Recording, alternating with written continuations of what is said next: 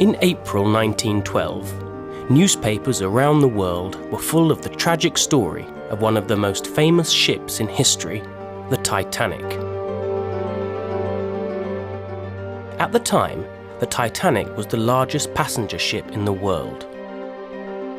She was nearly 270 meters long and over 53 meters high, with 9 decks.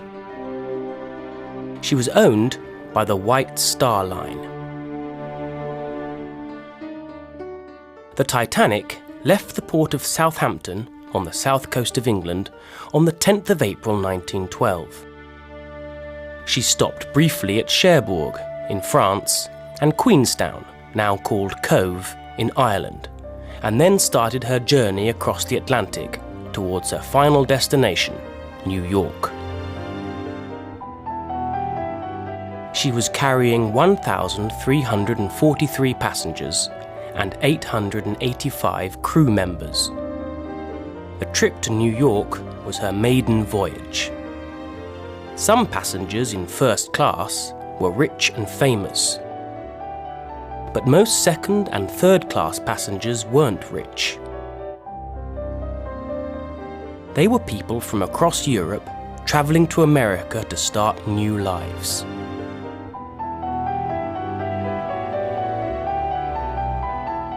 The story of the Titanic is so famous that everyone knows how the voyage ended.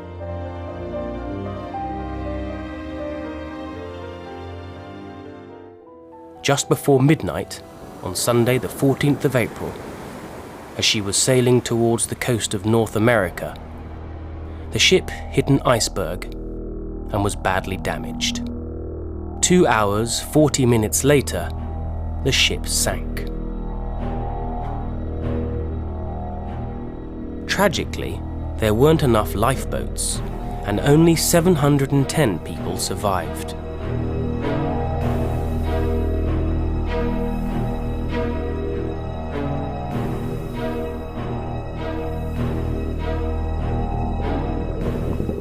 In 1985, the wreck of the Titanic was finally found at the bottom of the Atlantic Ocean, 2.5 miles down. 100 years after the Titanic sank, people are still fascinated by its story. But while there are hundreds of books, television programs, and famous films about the ship's short voyage, many people still know very little about where the ship came from and the people who built it.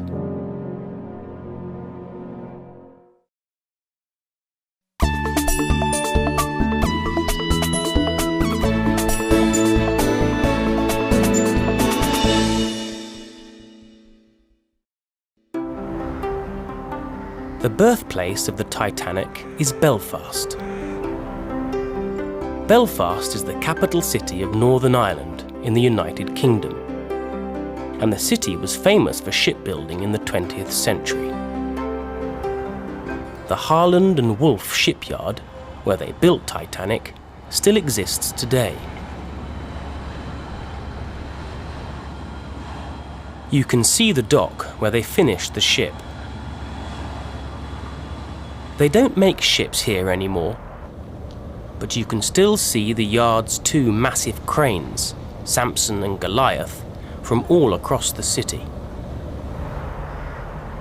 Today, the old shipbuilding area of Belfast is called the Titanic Quarter. There's a lot of new development in this area.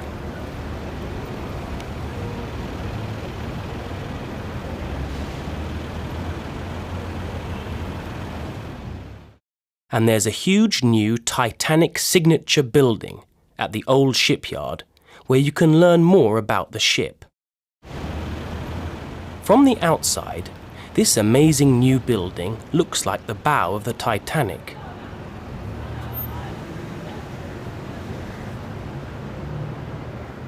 And behind the new building, you can still see the old offices of Harland and Wolff, where they designed the ships for the White Star Line.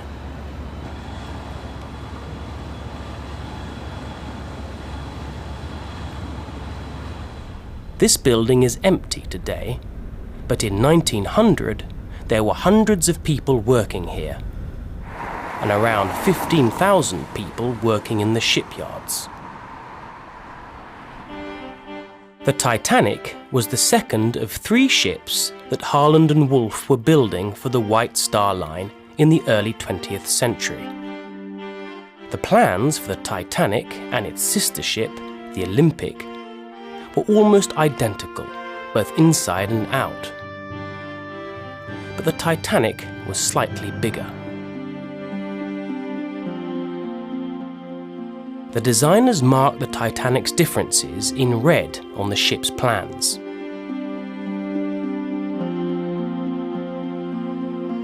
You can see these original plans at the Ulster Museum of Folk and Transport's Titanica exhibition in Belfast.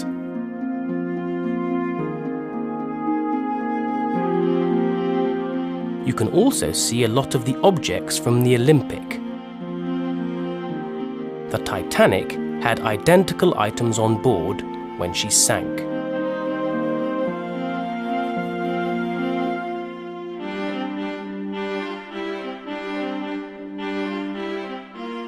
At the exhibition, you can also learn much more about the people who built the ship and the people who were travelling on her when she sank.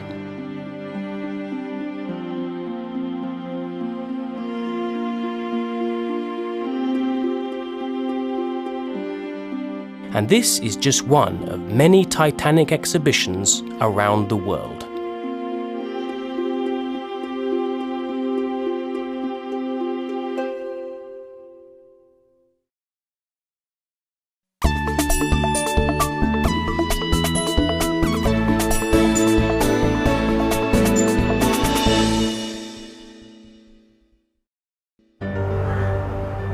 The tragedy of the Titanic was very difficult for the people of Belfast, and for many years no one in Belfast talked about how they built the Titanic. But this changed over time, and today people in the city are proud of their family histories.